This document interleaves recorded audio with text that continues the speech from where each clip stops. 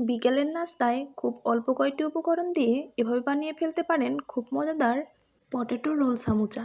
এর জন্য আমি নিয়েছি 1 মুঠ পরিমাণ মুসুর ডাল, 3-4 কোয়া রসুন এবং একটি বড় সাইজের ঝুরি করে রাখা আলু। পর্যাপ্ত পরিমাণ পানি দিয়ে এগুলোকে আমি সিদ্ধ করার জন্য পাতিলে দিয়ে দিয়েছি। এবার একটি বাটিতে নিয়ে নিচ্ছি 1 কাপ পরিমাণ ময়দা, স্বাদ মতো লবণ এবং খুব সামান্য পরিমাণ কর্নফ্লাওয়ার। সবগুলোকে ভালোভাবে নেড়েচেড়ে মিশিয়ে দিয়ে দিচ্ছি সামান্য একটু সয়াবিন তেল। ময়দার ডোটাকে সফট করার জন্য আমি দিয়ে দিচ্ছি এই সয়াবিন তেলটা। নেড়েচেড়ে মাখানো হয়ে গেলে এবার দিয়ে দেব পানি। পানি কিন্তু অবশ্যই খুব সাবধানতার সাথে দিতে হবে। এবার হাত দিয়ে ভালোভাবে মেখে আমি একটি সফট ডো তৈরি করে নিচ্ছি। ডোটাকে আমি 10 মিনিটের পরিমাণ সময় রেস্টে রেখে দেব। এদিকে চুলায় আমার মুসুর ডাল এবং আলু সিদ্ধ হয়ে গেছে। ঢাকনা খুলে এগুলোকে আমি একটু ভালোভাবে নেড়েচেড়ে নেব। এরপর এখানে দিয়ে দেব সামান্য পরিমাণ মরিচ গুঁড়া, জিরা গুঁড়া এবং হলুদ গুঁড়া।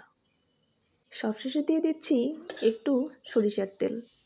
চুলা একদম লো হিটে রেখে এগুলোকে আমি ভালোভাবে চামিচ দিয়ে ম্যাশ করে নিচ্ছি। ম্যাশ করা হয়ে এলে ফিরে যাচ্ছি ময়দার ডোয়ের কাছে। এবার এটিকে বেলুনি দিয়ে বেলে খুব বড় সাইজের একটা রুটি বানিয়ে নেব। রুটিটা কিন্তু খুব বেশি পাতলা বা খুব বেশি মোটা হবে না। এবার রেডি করে রাখা আলুর পুরটাকে আমি চামিচ দিয়ে রুটির চারপাশে বিছিয়ে দিচ্ছি।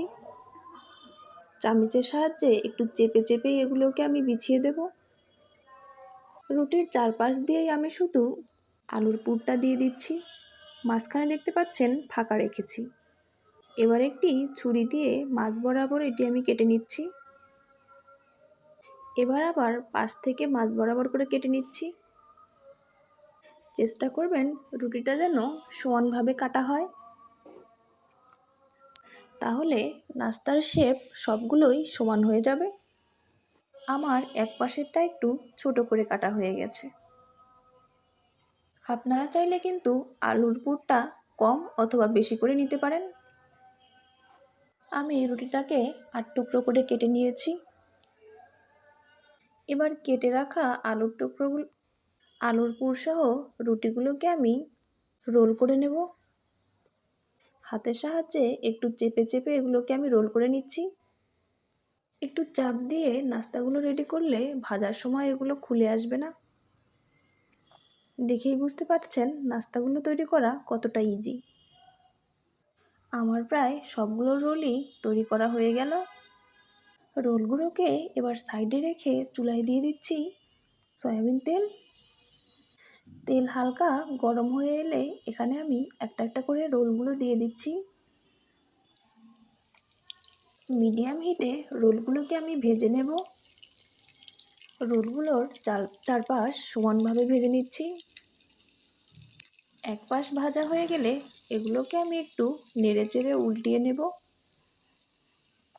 চুলার আঁচটা কিন্তু অবশ্যই এ পর্যায়ে মিডিয়াম হিটেই রাখতে হবে, তা না হলে রোলগুলো খুলে যাওয়ার সম্ভাবনা থাকবে। চারপাশ সমানভাবে ভাজা হয়ে এলে এগুলোকে আমি একটি বাটিতে উঠিয়ে নিচ্ছি। খুব সহজেই কিন্তু তৈরি হয়ে গেল ভীষণ মজাদার পটেটো রোল সামুচা।